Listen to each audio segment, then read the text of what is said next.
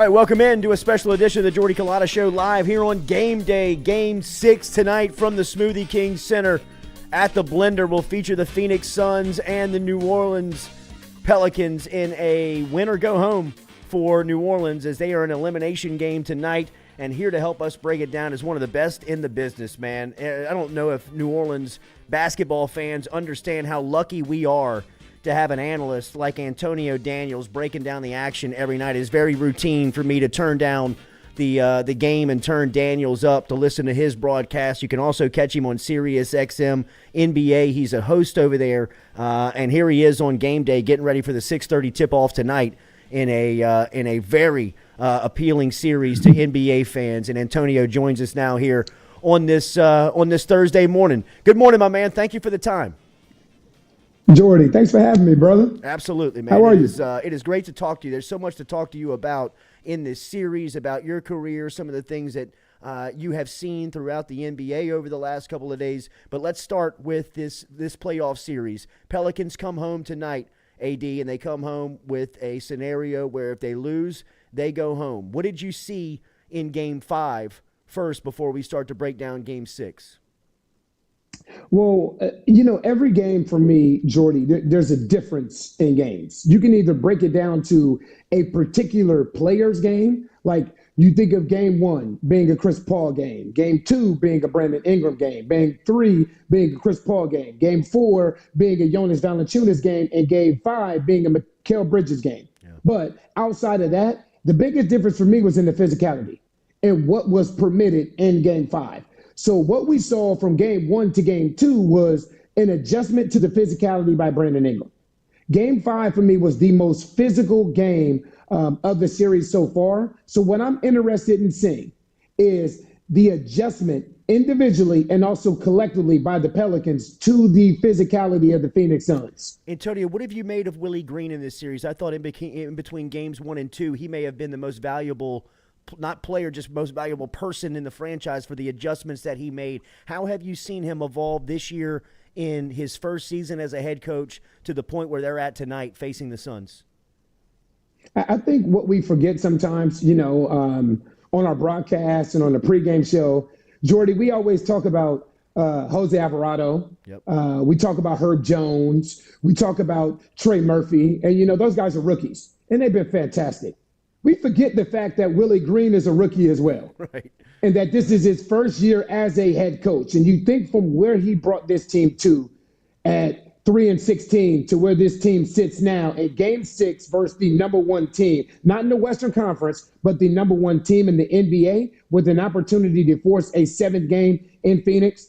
I tell you, we live in a culture where when the team does well, we praise the players. Yep. But when a team struggles, we criticize the coach. And in this instance, I give all credit to Willie Green. Obviously, the players have to go out there and perform. But Willie Green has done such a job and created such a culture in that locker room that he has empowered guys to go out there and be the best version of themselves. Whether it's a two-way guy like Jose Alvarado or a guy like Brandon Ingram, who was the most improved player a couple of years ago and an NBA All-Star. Antonio, I got to be honest, really when I bought into Willie Green was when I was listening to you guys during that 1-12 start, 3-16 start, and you were still riding the wave. You were still praising what Green had going on and what this team looked like. You've been on great teams, you've been on bad teams, so you were a great resource, I thought, early on to kind of listen where they were. What did you see in that 1-12 start that still had you believing? I tell you what's amazing, Jordy, is, they say you can tell the true testament of a man comes during times of adversity. That's what you hear. And when this team was 1-12, when this team was 3-16, walking into shoot-around and seeing the amount of life and energy and spirit in those shoot-arounds when this team was 3-16, to me, was amazing. It still is to this day. So Willie Green, during that time, he never blinked. I've been on bad teams. I know what it's like to go in when you're 3-16 or when you're 1-12, where you're dragging through shoot-arounds, where you're like, look, man, let's just get this over with. Please, let's get. This team was full of life. They're chanting. They're running around, high-fiving each other, music playing throughout the practice facility. Like, there was such a energy still. And that's why I can go all the way back in November and going on the pregame show and telling David Wesley and Aaron Hardigan at that time, this team's going to be fine. Yeah. They are going to be fine because Willie Green, when you're the guy at the top and you don't blink and you don't flinch and you don't show signs of weakness, to me, that trickles down to everybody below you. 6:30 tonight, tip-off, Suns and Pelicans. Should be an incredible atmosphere. Brandon Ingram has seen his star power go extremely bright during this series. How have you seen him evolve as a player this season? Well, I think the biggest thing for me with B.I. is I feel like he has a different role now. We talked about Willie's willingness to empower his players. And when you watch B.I. play as a whole, obviously, to the naked eye, he's visibly stronger. Uh-huh. I think that's the biggest thing. I noticed that in training camp. Yeah. He's visibly stronger. No, Jordy, I'm not going to hit you with the, he put up 10 to 15 pounds of muscle that you hear every summer. Right. I'm not hitting you with the cliche line, but he's visibly stronger, one. Two, he's now playing for a coach, no disrespect to Alvin Gentry, no disrespect to Stan Van Gundy, but he's now playing for a coach where the communication is a little bit different. You notice this year, B.I. has been put in different spots for him to excel and to succeed. And I think that goes to the collaboration and trust between him and Coach Willie Green. Three, he's the happiest he's ever been. Yeah. I have never seen B.I. smile this much. I don't care if it's on the plane, if it's on the bus, if it's in shoot around, if it's during the games, if it's during brunch. B.I. is a much happier person. When one of our sidelines, Aaron Summers, interviewed him, he told her at that time, this is the most fun I've had playing basketball since I was in high school playing AAU. Wow. That says a lot. But that also speaks to the chemistry and the camaraderie within this locker room. And finally, he's a much better passer. You watch his assists, career high in assists this year. His ability to set the table this year is a little different. And again, I think that goes with Willie Green, seeing something different, believing something different, and then putting B.I. in a position to be the best version of himself. Antonio, the San Antonio Spurs teams that you played on, those championship teams, I thought when you looked at the roster, they were so well put together. R.C. Buford and Greg Popovich had a great relationship of finding talent, putting them together, and getting them to buy in. What have you made of the moves that Griff has made this season? Because going into the year, it felt like he was kind of flailing out there as what his future was going to look like. And after this playoff run and the amount of input from the guys that he was able to find in the second round, free agency, and just signing guys, it seems like everything he's touched has worked out. You know what's funny, Jordy, is fans hate to hear patience. Yeah. They hate to, we want to expedite the process on everything. And David Griffin had a plan. Griff had a plan all throughout. So even in the beginning of the year, when everybody's talking about this and everybody's talking about that, Griff still had a plan in place. But the thing that we don't know at that time is how that plan will play itself out. Obviously, Griff doesn't either, but he still has a plan in place.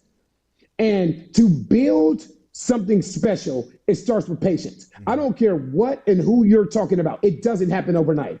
You can talk about those San Antonio Spurs teams that I was blessed to be a part of.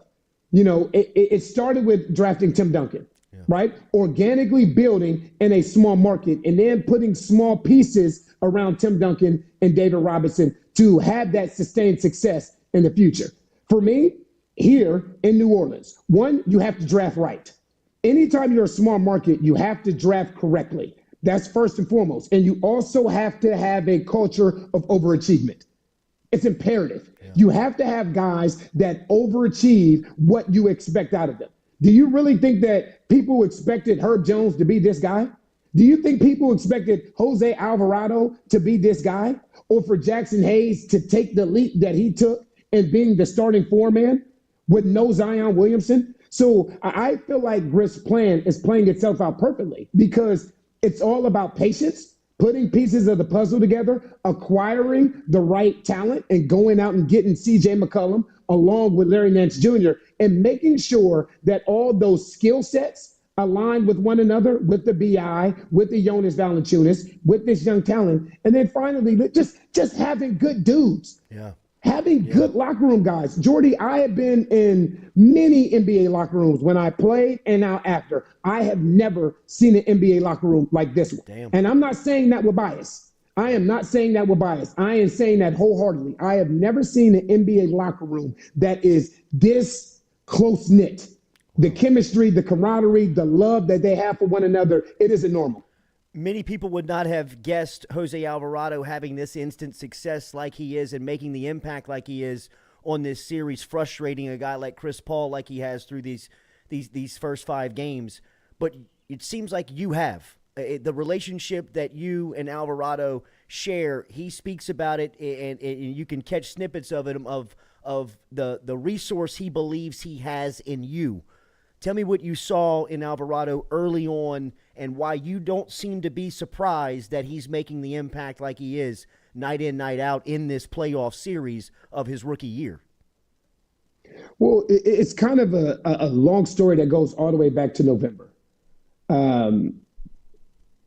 Whether I'm on the plane and he comes back and he sits next to me on the plane and he plays 5 minutes and he tells me, how do you think I played in those 5 minutes? Or when shoot-around is over and he comes and he's sitting next to me on the bleachers and we're just kind of talking about his future and his beliefs and so on and so forth. So the relationship started then. When we were coming back from Indiana early on in the season, he got an opportunity to play because it was a blowout. But he played well. And he comes back on the plane, he asked me about his minutes. And the moral of to make a long story short, he tells me at that time, you know what, AD, man, I just want to have a career like TJ McConnell. I'll never forget this. And I said, you know what, no disrespect to TJ McConnell, Jose, but you should shoot higher. You should have people coming in saying, I want to be the next Jose Alvarado. And since then, we talk all the time. When they closed out in LA, we didn't travel. The broadcast team didn't travel for the playing game. Wow. We didn't travel. He FaceTimed me from the locker room. Damn. FaceTimed me from the locker room with a cigar in his mouth, just thanking me. Before we just left Phoenix, we sat outside the hotel and talked for about 15 minutes, just about Game 5 as a whole, how everything played itself out, the minutes that he played against Chris Paul. And no, I'll tell you, Jordy, I'm not surprised because I've seen his work ethic. I know his heart, the humbleness that he has. And for me, I can just kind of sit back and be proud of what he's accomplished. And I told him, man, you are just scratching the surface. You are literally just scratching the surface. To go from a two-way contract, a two-way deal, to having 18,000 people screaming your name. It's crazy. In the Smoothie King Center. It's amazing. The legend of Alvarado continues to grow with every game. Moreover, Antonio, the way that he is defending maybe the best point guard on the planet right now in Chris Paul, what from your point of view, why is he having so much success? You rarely see Paul get flustered like he is. He doesn't care, Jordy. Yeah. He doesn't care. And what I mean by that is he doesn't care about the name on the back of the jersey. Mm-hmm. He doesn't care about what you've accomplished. There is something to be said about guys that have, quote unquote, got it from the mud. Yeah. Because in his, what does he have to lose? That's his thought process. What do I have to lose? I have everything to prove and nothing whatsoever to lose. I'm not supposed to be here. It's almost like where the Pelicans are right now. This is a team that was 1-12 and 3-16 and was written off in November. People were saying in November, oh, you know what? The season's over. Let's tank. Sit Zion. All this other kind of stuff that you're hearing about. CJ, what does CJ McCollum want to come to New Orleans for? All these different things that you're hearing. And now look at where they are. Jose Alvarado, it was, great two-way guy. Maybe one day he'll be a third point guard in this league and so on and so forth. And the one thing I know about the NBA, Jordy, is just because guys don't play doesn't mean they can't. Absolutely. It is all about opportunity. But when that opportunity presents itself, you better be ready to kick that door in. So Kyra Lewis goes down with an ACL. And then you have Sato, who gets COVID in Milwaukee. So if it wasn't for the things kind of happening the way they happen, we're not even having this conversation about Jose Alvarado. But you give him credit for staying ready, for that way when his opportunity came, he was prepared to make the most of it.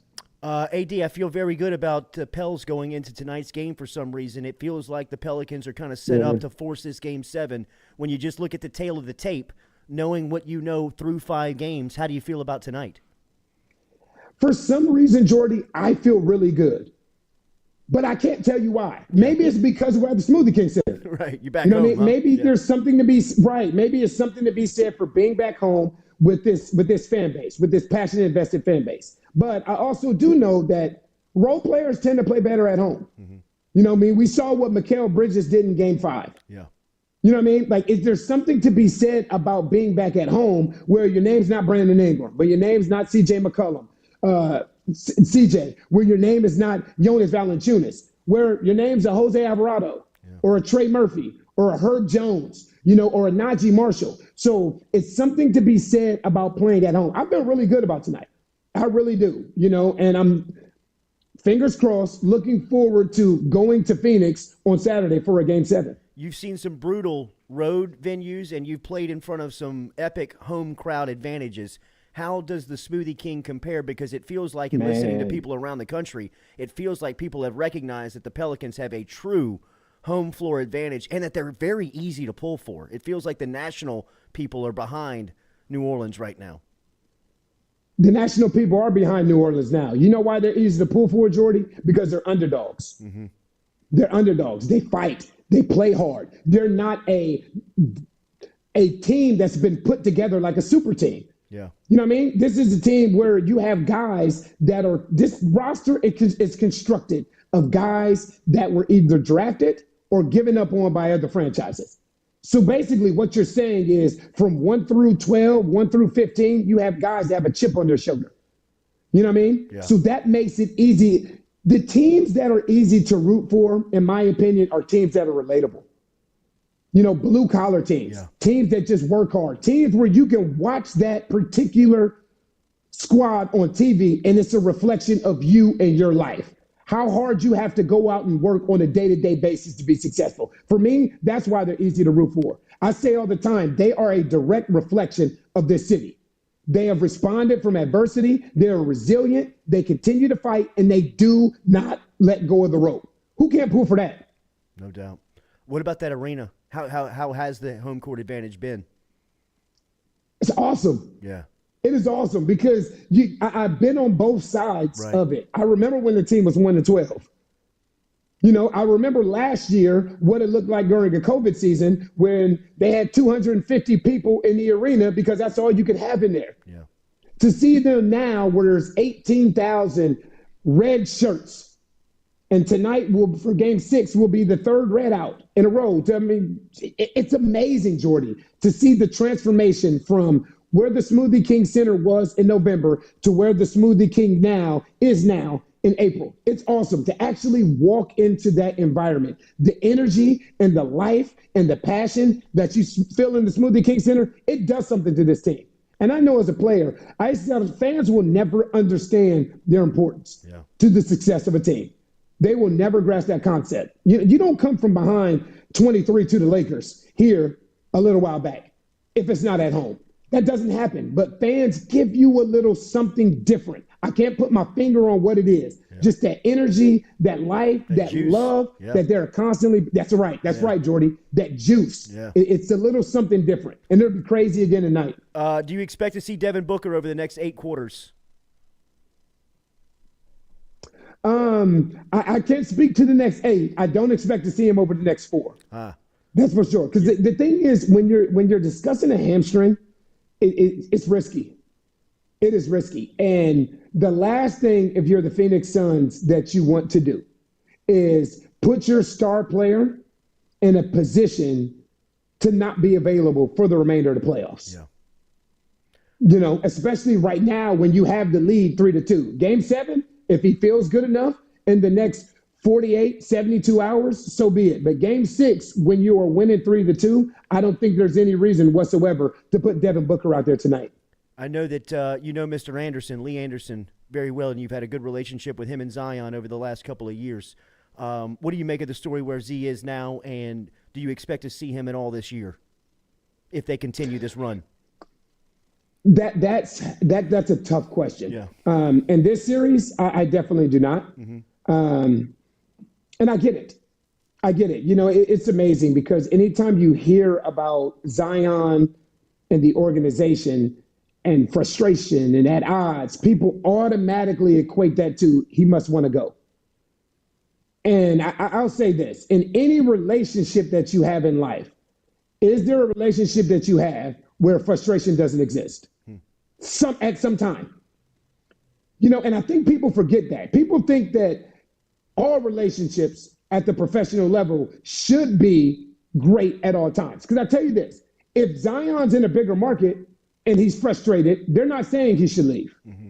No one's saying he should leave. It's only because for some reason, people don't want to see people do what Tim Duncan did. People don't want to see an organic, grown organization that's a small market into something relevant. Giannis. Huh? And exactly. People were pissed when Giannis signed that 5-year extension. Yeah. They were pissed. Oh my gosh, what's he doing? He should go to LA. He should go to New York. All these other kind of things. When sometimes guys are good where they are. Guys are okay where they are. And I talk to Zion a good amount. Yeah. I'll talk to him a good amount. And as much as I can talk about Brandon Ingram smiling and happy, if you get an opportunity, look at the pictures of Zion. Look at Zion interacting with this team. Look at Zion on the bench. I've seen guys that want to go.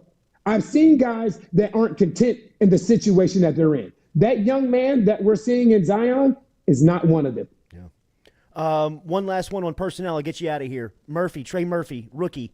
It seems like he's been a role player that has kind of started to find his way and I believe could have a huge impact on the Pelicans having success in this series. Where do you see him? How have you seen him evolve during this first season, and where do you see him fitting in over the next couple? I love Trey. Yeah. I love Trey. And the thing is, growth isn't linear. Mm-hmm. Right? People expect everybody to come in this league and be Zion. Everybody to come in this league and be LeBron or Tim Duncan. Everybody doesn't hit the ground running. The way that people progress, the way that people grow is a little bit different. And I think one of the best things for Trey Murphy was going down to the G League. I think that was one of the best things because it gave him an opportunity to, one, adjust to the speed of the game, get some reps, and also develop confidence. Because here's the thing. In today's NBA, I don't think there's one more valued asset than the ability to shoot the ball. Yeah. Trey, one, he's a freakish athlete, which threw me off. I still joke around with him about that to today. He is a freakish athlete, but also he got a wetter, Jordy. Yeah. He can shoot that basketball. So when you talk about putting him alongside a Zion Williamson, a Brandon Ingram, a Jonas Valanciunas, and a CJ McCollum, now you have a great floor spacer. And the thing that I've seen as far as growth is concerned with Trey is his attention to detail on the defensive side of the ball. And that's a struggle for a lot of rookies. We've been spoiled with Herb Jones. We have been completely spoiled with Herb Jones. All rookies, I would say rarely any rookies come into this league with the defensive prowess, understanding, and knowledge that Herb Jones has. So when Trey first came in, he had to adjust to the defensive side of the basketball and the speed of the game. Now that adjustment has happened, and I think he's hitting his stride at the perfect time. And I agree with you, Jordy. He could be huge in Game 6 and a potential Game 7. Shots, knocks down shots. I mean, yes, he does. Comes in, hits shots tonight. He's a game changer. Last one, I'll get you out of here. Antonio Daniels, the absolute best in the business. I'm not saying it because he's ours. Listen to him on Sirius XM as an NBA host. He is fantastic there. He's even better on the color calls for the New Orleans Pelicans. You see just how much basketball this guy knows, loves, and still passionate about. And I still believe it goes back to those teams in San Antonio where it was just different. I believe that franchise and the success that they experienced during some of the run that you were there is one of the most overlooked dynasties in and throughout sports. Do you think that could ever be replicated in the NBA again? Ooh. The question, Jordy, is can Tim Duncan ever be replicated in the NBA? Did I hear you say the other day that culture leaves with players, and I thought that hits home that made so much sense when you said that. Yeah, he's different, man. I said he's the best teammate in professional sports history, in my opinion. Obviously, I didn't play football. I didn't play hockey. I didn't play baseball. But I know at the NBA level, when you have a teammate like Tim Duncan, a culture builder like Tim Duncan, that's 20 years of sustained success in a small market. If Tim leaves and goes to Orlando when his first deal is up, I don't even know if the Spurs are still in San Antonio. Wow.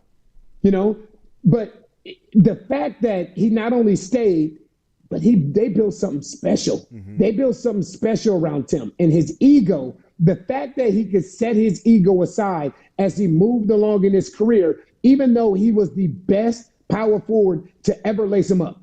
So it went from Tim Duncan, and it went from David Robinson to Tim Duncan for quite some time. Then it went from Tim Duncan to Manu and Tony, mm-hmm. and then Manu and Tony to Kawhi. And Tim was there through it all.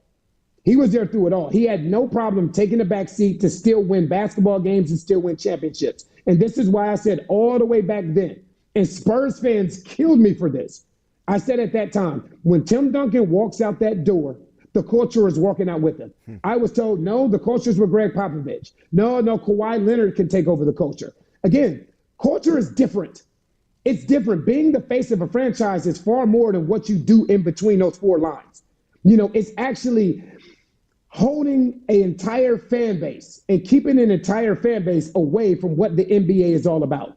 Tim kept the San Antonio Spurs fan base in a bubble. They had no idea what the other 29 teams were dealing with because you never had to deal with in San Antonio.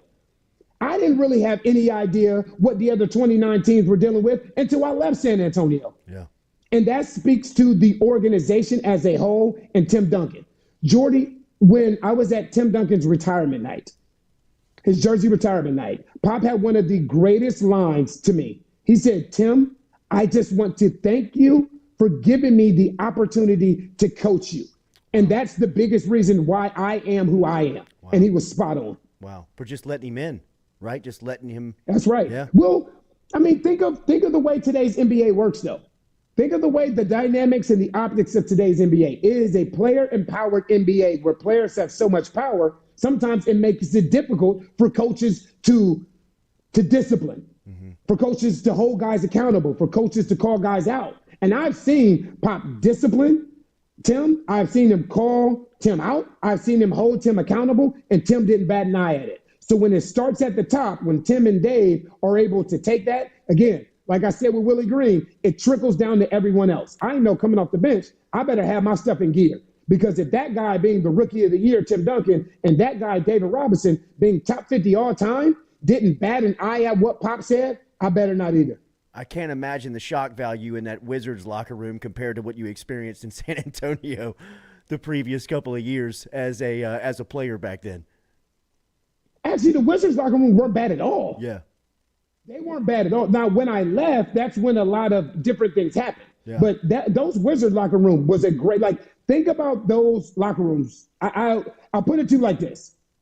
Okay, so Brendan Haywood mm-hmm. is an analyst for NBA TV. Right. Caron Butler is an assistant coach for the Miami Heat. Jarvis Hayes is a Division I assistant coach. I can go down to Michael Ruffin is an assistant coach with the Phoenix Suns. Wow.